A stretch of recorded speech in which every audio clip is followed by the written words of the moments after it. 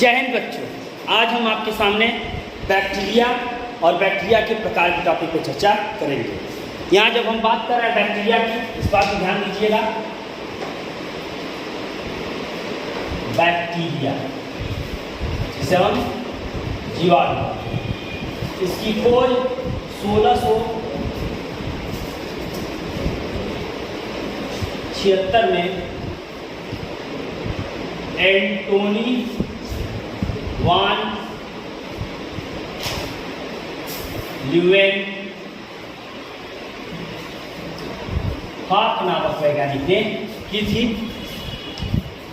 एंटोनी वान Leeuwenhoek नामक वैज्ञानिक ने की थी, इसलिए इन्हें जीवाणु विज्ञान का पिता भी कहा जाता है।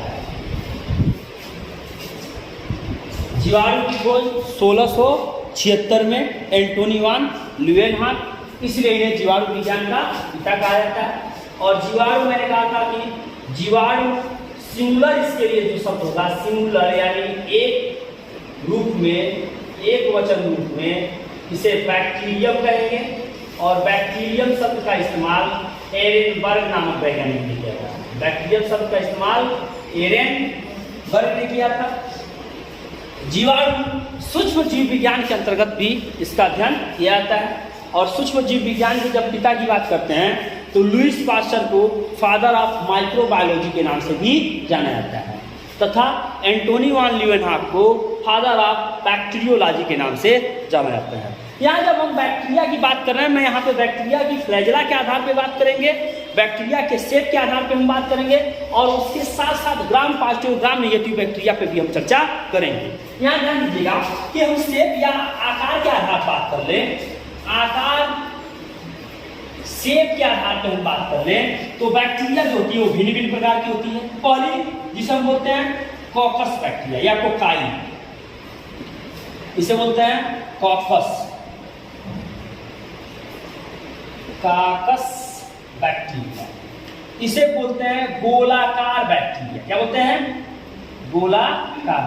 वे बैक्टीरिया जो गोल आकृति के होते हैं उन्हें काकस या गोलाकार बैक्टीरिया के नाम से जाना जाता है। अगर ये एक होता है तो मोनोकाकस, अगर ये दो होंगे तो डिप्लोकाकस, और जब ढेर सारे होंगे तो स्ट्रेप्टोकाकस के नाम से इसे जाना जाता है।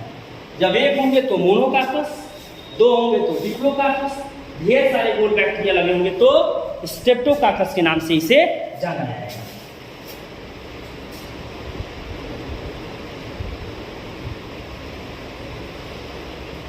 स्ट्रेप्टोकाकस। यही दूसरी बैक्टीरिया, ये तो गोलाकार बैक्टीरिया होगी जिसे हम क्या बोलते हैं? कोकाई या कॉकस। दूसरी बैक्टीरिया रॉड शेप बैक्टीरिया, जिसे हम बोलते हैं छड़नुमा बैक्टीरिया। क्या बोलते हैं?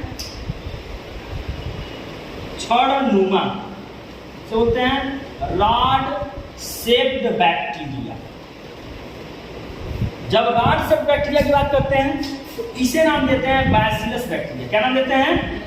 Bacillus bacteria. क्या नाम दिया जाता है?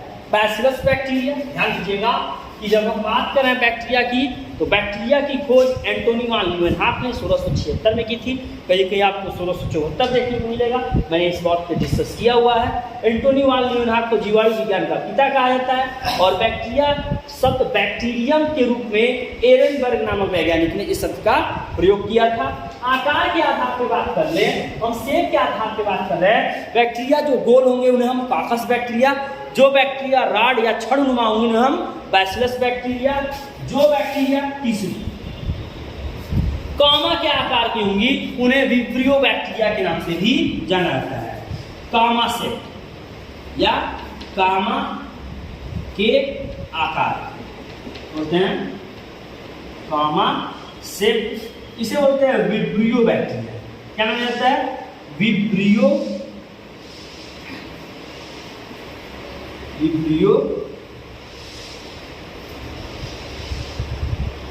बैक्टीरिया।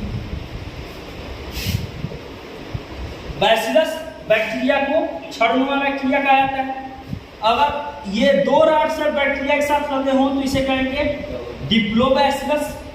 क्या कहेंगे? डिप्लोबैसिलस। और ढेर सारी जब लग जाएंगे क्षणनुमा संरचनाएं बैक्टीरिया की, उसे कहेंगे स्ट्रेप्टोबैसिलस। क्या कहेंगे? स्ट्रेप्टोबैसिलस। उसी तरह कुछ बैक्टीरिया फिलामेंट के आकार की होंगी, उन्हें कहेंगे फिलामेंटस बैक्टीरिया। फिलामेंट के आकार की बैक्टीरिया कहलाएंगी फिलामेंटस बैक्टीरिया। कुछ बैक्टीरिया स्पाइरल होंगी, उन्हें कहेंगे स्पाइरल बैक्टीरिया।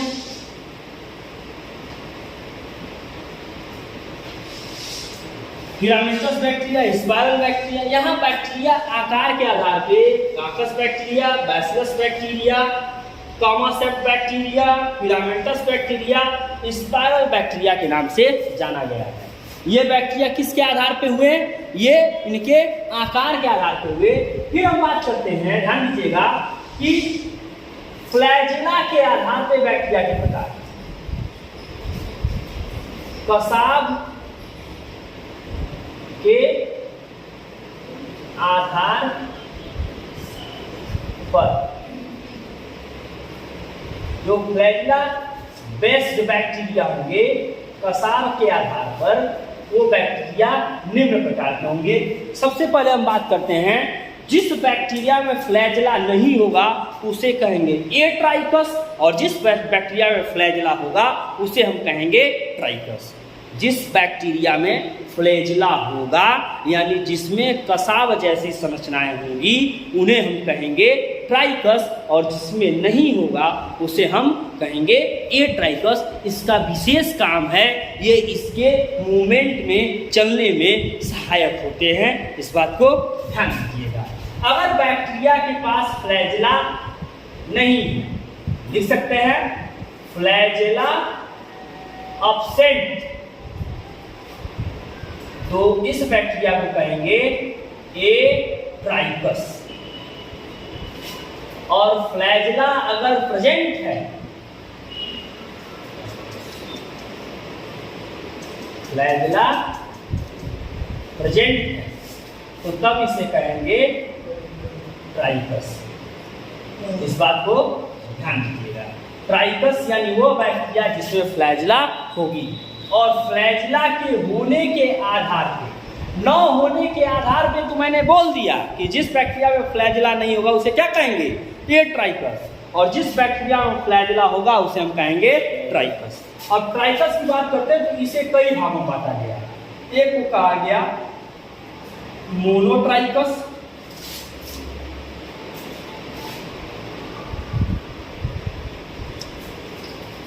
लोपोट्राइकस,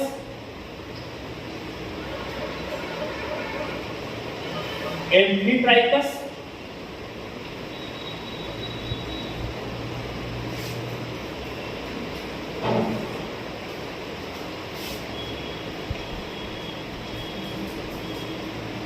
पेरीट्राइकस,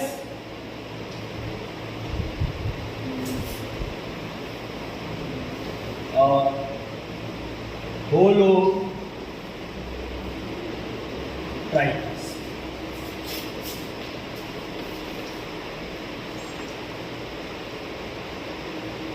होलोट्राइकस। मैंने कहा कि अगर फ्लैजेला है, फ्लैजेला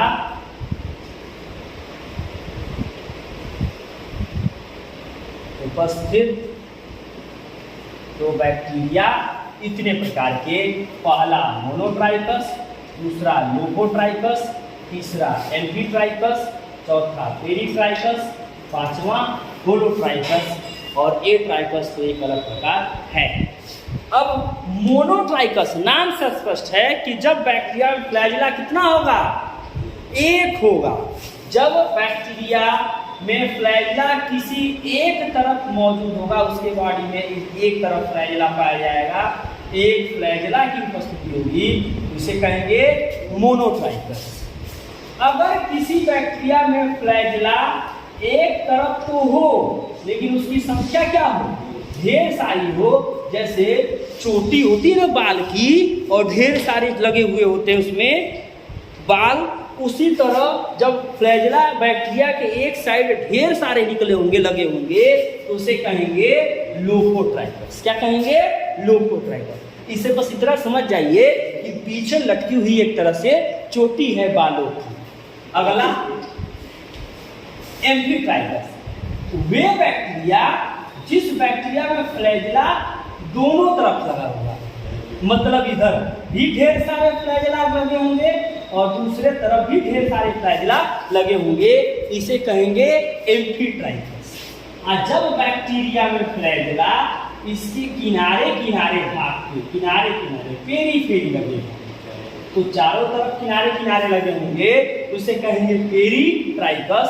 लेकिन जब बैक्टीरिया में फ्लैजेला इसके भर देहियां लगे हो, ऐसे ढेर सारे गजर बजर ढेर सारे झोझा की तरह इसके पूरे शरीर में क्या होंगे? लगे होंगे, तो इस प्रकार की बैक्टीरिया कहलाएगी होलोट्राइकस। मुझे जहां तक लग रहा है मेरी बात आपके समझ में आ चुकी है। इस बात को एक बार और हम रिवाइज कर दे रहे हैं, ध्यान सुनिएगा। मैंने कहा कि बैक्टीरिया के शेप के आधार पे बैक्टीरिया 5 प्रकार मैंने यहाँ बताया। अगर बैक्टीरिया गोलाकार होगी तो काकस बैक्टीरिया, बैक्टीरिया अगर छड़नुमा होगी तो बैसिलस बैक्टीरिया, एक गोलवा होगा तो मोनोकाकस, 2 गोला लगा होगा तो डिप्लोकाकस, ढेर सारे समूह में लग जाएंगे तो स्टेप्टोकाकस। छड़नुमा बैक्टीरिया जब एक छड़ जैसा होगा तो मोनोबैसिलस, 2 छड़ एक साथ लग गए तो डिप्लोबैसिलस, ढेर सारे छड़ लग गए तो स्टेप्टोबैक्टीरिया। कामा के आकार की बैक्टीरिया जिसे कॉमा विप्रियो कालेरी नाम है, जिससे रोग होता है काला। आगे नेक्स्ट वीडियो में मैंने एक वीडियो डाला भी हुआ है, ट्रिक बैक्टीरिया से होने वाले बीमारियों का ट्रिक दावा है। उस वीडियो को 1-2 बार देख लीजिए और पूरी की पूरी बात आपके दिमाग में बैठ जाएगी। और इसका फिर एक बार हम बैक्टीरिया के आधार पे वहां मैं डिस्कस करूंगा कि जीवाणु जनित बैक्टीरिया द्वारा होने वाले रोग, जल जनित होने वाले रोग, वायु जनित होने वाले रोग, और उसके साथ साथ जल, वायु और दूषित भोजन।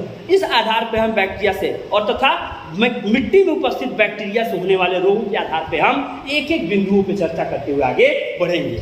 यहाँ तो ये बैक्टीरिया के कामा के आधार पे फिलामेंटस बैक्टीरिया और स्पाइरल बैक्टीरिया, ये तो बैक्टीरिया के प्रकार हो गए उसके आधार पे। यहाँ मैंने बात किया फ्लैजेला के आधार पर बैक्टीरिया के प्रकार। पहले मैंने कहा अगर बैक्टीरिया में फ्लैजेला होगा तो ट्राइकस, नहीं होगा तो एट्राइकस। और जिसमें फ्लैजेला होगा वो कितने प्रकार का? वो 5 प्रकार का। यहाँ 5 प्रकार मैंने बताया। मोनोट्राइकस जब फ्लैजेला एक के लगा हो, ये समझिए कि सरगंजा एक निकला हुआ बाल। और लोकोट्राइकस ऐसे सरगंजा और ढेर सारे बाल एक साथ झुच्छे में तो लगे हुए हों तो उसे कहेंगे लोकोट्राइकस। और दोनों तरफ ऐसे झुच्छे में बाल लगे हुए हो तो उसे कहेंगे एम्फीट्राइकस। वही बात है, फ्लैजेला लगे होंगे। और पेरीट्राइकस जब किनारे किनारे चारों तरफ फ्लैजेला लगे होंगे तो पेरीट्राइकस। और जब बैक्टीरिया के पूरे शरीर पे ढेर सारे गजर बजर ऐसे बाल फैले हुए होंगे, लगे होंगे, फ्लैजेला मौजूद होंगे तो उसे हम कहेंगे होलोट्राइकस। मुझे जहां तक उम्मीद है मेरी ये बात आपको समझ आ गई। So please the subscribe channel and press the bell icon. Thanks to all of you. ऐसे ढेर सारे वीडियो आप लोगों को मिलते रहेंगी और ये आप लोग हमेशा हमारा सपोर्ट करिए, साथ दीजिए और ये सारे वीडियो आपको बार बार मिलते रहेंगे। Thanks to all.